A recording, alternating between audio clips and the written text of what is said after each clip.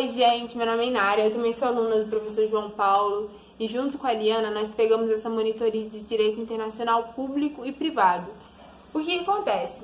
Até o meu semestre eram matérias diferentes, então a gente tinha primeiro Direito Internacional Público, que é a matéria que a gente vai abordar hoje, e depois a gente tinha o Direito Internacional Privado. Aconteceu que nesse semestre eles fundiram essas matérias, então agora nós temos Direito Internacional Público / Privado.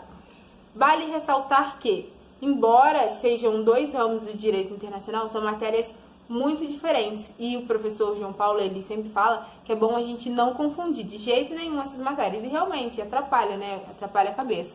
E outra coisa muito importante, antes da gente entrar na aula.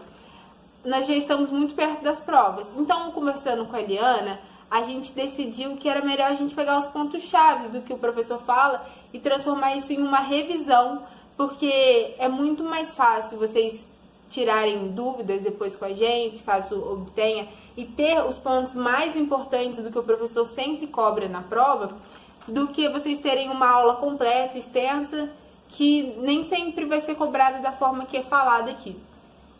Então, eu peguei os pontos-chave. A primeira aula, ela é de introdução, então ela fala do direito internacional público, e, na verdade, ela fala do nascimento do direito internacional. O que acontece? Vocês já devem saber que o direito ele é dividido em direito interno e direito internacional. O direito interno é o direito que a gente estuda nas outras matérias, em constitucional, em civil, em penal. A gente acaba estudando as normas de convivência e as leis que regem o nosso país, a nossa bolha aqui. O direito internacional, ele é um direito muito mais amplo. Então, ele é feito para a sociedade internacional mesmo, que nós vamos entender um pouco mais para frente. Para começar, uma introdução breve é isso. O direito internacional, ele nasce da necessidade em regular as relações das diferentes comunidades. Então, com o avanço da tecnologia, do mundo, na verdade, a gente vai entrando nas comunidades dos outros. Cada país é uma comunidade. Então, aqui no Brasil, no nosso direito interno, a gente tem normas que não vigoram em outros lugares. E quando a gente começa a conviver com outras comunidades, a gente precisa de um denominador comum, a gente precisa de uma norma que regule para todos nós. E essas são chamadas normas de conduta, é como a gente deve se portar diante do direito internacional. São as normas que regulamentam o nosso comportamento diante desse direito. Enfim, vamos seguir. Outra coisa que é importante que o João Paulo fala é sobre as comunidades e as sociedades. As comunidades, conforme eu já disse, são os países. Cada país é uma comunidade. E por quê? Porque o que acontece? As comunidades, elas se unem de forma espontânea. Então, elas têm uma cultura parecida, às vezes elas têm um jeito e elas têm algo em comum mesmo. Elas se unem por causa disso, de forma muito espontânea, forma-se uma comunidade internacional. Então, por exemplo, aqui no Brasil a gente tem o costume de abraçar. Eu abraço muito, e tô dando um exemplo bobo, assim. E na Argentina também se abraça muito. A gente se une porque a gente achou algo em comum entre a gente.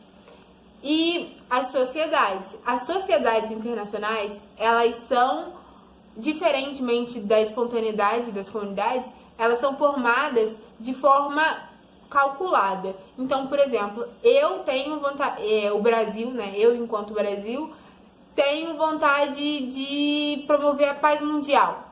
E aí lá nos Estados Unidos, eles também têm essa vontade de promover a paz mundial. O que acontece? A gente se une e forma uma sociedade. Essa sociedade, ela vai vir munida de regras, já que a gente não tem um vínculo espontâneo, é algo que a gente precisa fazer, porque a gente tem o mesmo objetivo em comum. A gente vai se juntar por causa de um objetivo, não é espontâneo.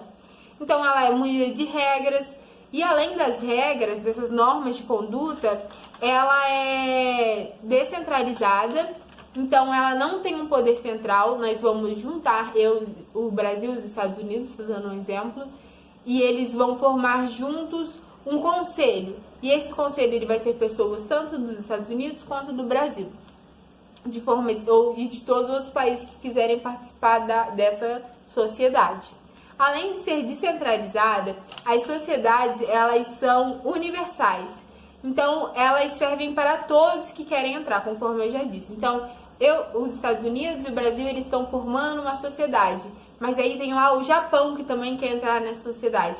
Ele vai entrar porque é uma sociedade universal e serve para todos aqueles que querem integrar essa comunidade, todos os países que querem integrar essa sociedade. Ela é paritária, então ela é igualitária, ela é igual para todos, ela é paritária, então tem uma regra para o Brasil, a mesma regra para os Estados Unidos, para o Japão e para quem mais entrar. Basicamente, essas são as coisas que ele mais costuma cobrar assim na prova, e eu acho que da primeira aula, né, em relação às comunidades, sociedades. Eu vou deixar aqui o meu e-mail, por caso de você ter uma dúvida, não ter entendido muito bem. E é só você me mandar um e-mail que a gente tira essas dúvidas, a gente troca o WhatsApp tranquilamente. Pode me chamar, que é isso. Muito obrigada, tenha um bom dia, uma boa tarde, uma boa noite e boa sorte na sua prova.